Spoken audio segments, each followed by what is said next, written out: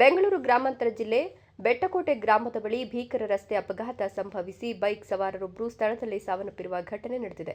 ಮೃತರನ್ನ 45 ವರ್ಷದ ವೆಂಕಟೇಗೌಡ ಅಂತ ಗುರುತಿಸಲಾಗಿದ್ದು, ಅವರು ಬೆಟ್ಟಕೋಟೆ ಗ್ರಾಮದ ನಿವಾಸಿಯಾಗಿದ್ದರು. ಅತಿವೇಗ ಮತ್ತು ಅಜಾಗರೂಕ ಚಾಲನೆಯೇ ಈ ದುರಂತಕ್ಕೆ ಕಾರಣ ಎನ್ನಲಾಗ್ತಿದೆ.